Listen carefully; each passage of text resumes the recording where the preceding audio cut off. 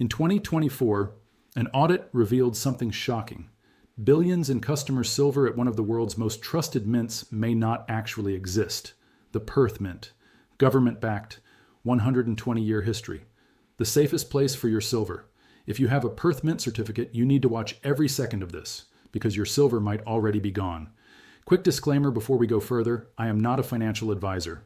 This is investigational journalism and educational content. Nothing here is financial advice. Always consult qualified professionals and do your own research before making investment decisions. Perth Mint is a Western Australian government-owned entity that holds an estimated $9 billion in customer precious metals, making it one of the world's largest precious metals dealers serving hundreds of thousands of customers globally. Here's what matters. Perth Mint offers what is called unallocated storage. You own a claim on a pool of metal without specific bars assigned to you. Lower fees, easy liquidity, and Perth Mint's promise. Your silver is backed 1-to-1 by metal in our vaults.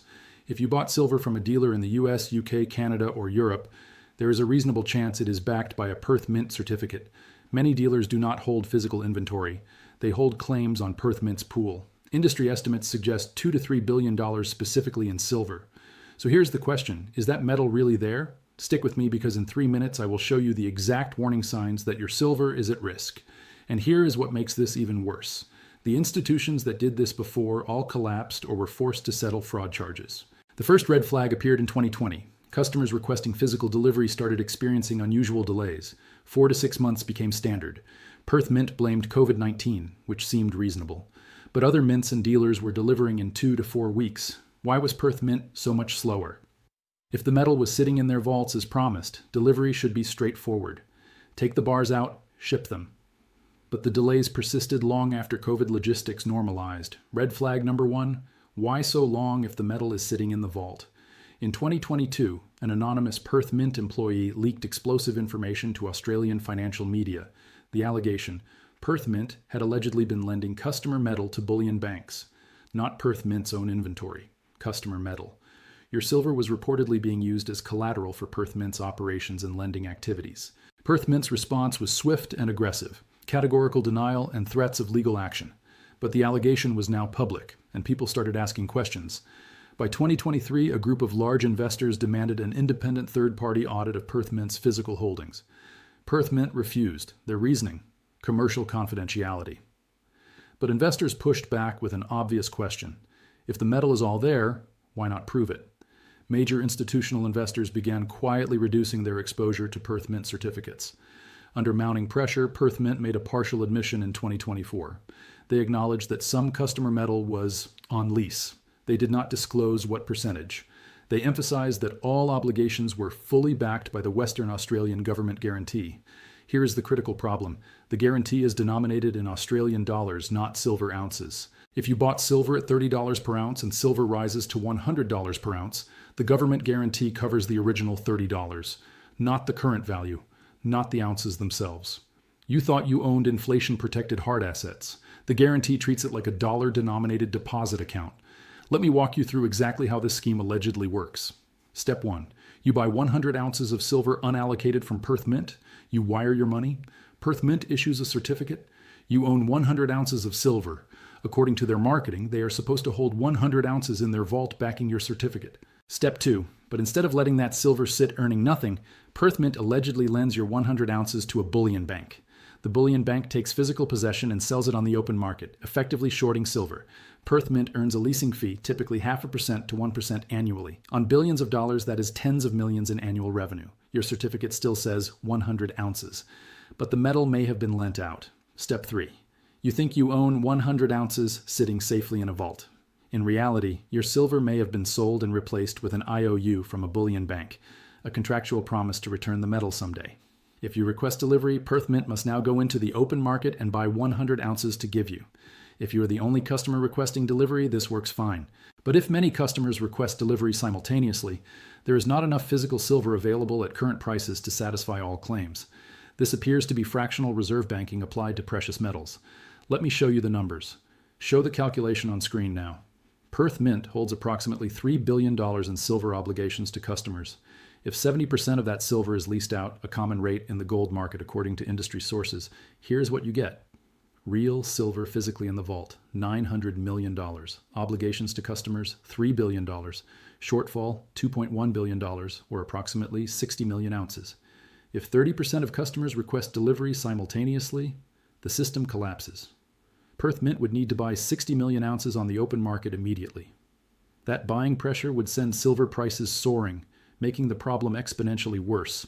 This is the mathematical reality of what appears to be fractional reserve precious metals. Still with me? Because what I'm about to show you proves this is not just theory. This exact scheme has destroyed other institutions.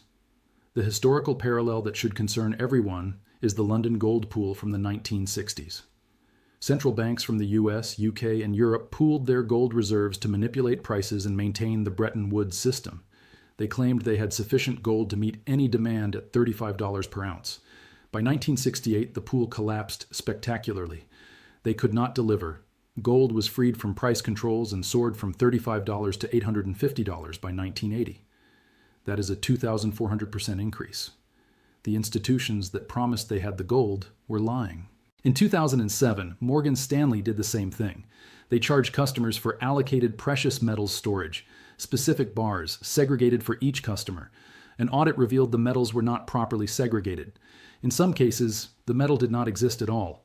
Morgan Stanley settled fraud charges with the CFTC for $4.4 million. Similar scandals occurred at Barclays in 2013 and on the COMEX exchange, where JP Morgan traders were convicted of fraud in 2020. The lesson from these cases is clear. Fractional precious metals schemes historically end with either collapse or authorities changing the rules to prevent collapse. So how do you know if you are at risk? Pull out your Perth Mint certificate right now. If it says unallocated, you are at risk. If it says pool account, you are at risk. If it says depository receipt without specific bar serial numbers, you are at risk. The only relatively safe options are allocated storage with specific serial numbers you can verify or physical metal in your personal possession. Look for clauses like, Perth Mint may lease, lend, or pledge customer metal for operational purposes.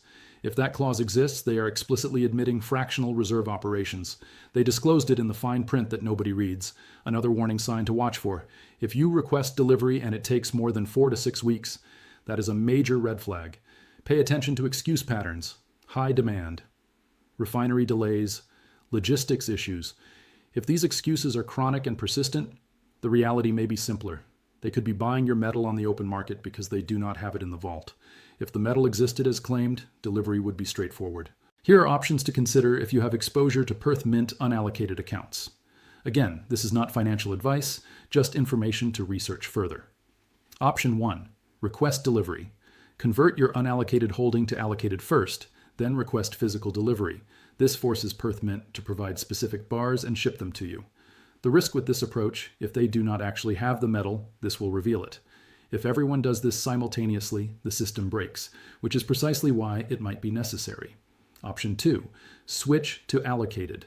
Pay the additional fees to convert to allocated storage with specific bar serial numbers you can verify. This reduces, though does not eliminate, counterparty risk. You are still trusting they will not pledge your bars as collateral. Option 3. Sell and buy physical. Sell your Perth Mint certificate entirely. Take the proceeds and buy physical silver delivered directly to you. Store it at home in a safe or in a private vault where you control access. This eliminates counterparty risk entirely. Option 4. Diversify storage. Do not keep all your metal in one location or with one institution. Multiple vaults, multiple countries, multiple forms of ownership. Counterparty risk is real. The solution is diversification. Let us be clear about what we know. Perth Mint holds $9 billion in customer precious metals. We do not know what percentage actually exists in physical form. Perth Mint admitted to leasing customer metal but will not disclose how much. They have refused independent audits. Delivery delays persist. The government guarantee is denominated in dollars, not ounces. Perth Mint has acknowledged leasing customer metal. That is a factual admission of what appears to be fractional reserve operations. History shows us patterns from Morgan Stanley, the London gold pool, and COMEX scandals. Similar schemes have historically failed during shortages. If you own precious metals to protect against financial instability or currency devaluation, holding an unallocated certificate may defeat the entire purpose. You could be transforming a hard asset into a counterparty liability denominated in the very currency you were trying to escape. The question is not whether fractional reserve precious metals is sustainable. Historical patterns suggest it is not. The question is whether you will still be holding paper certificates when the system breaks, or whether you will be holding physical metal. If this information was valuable, hit that like button and subscribe.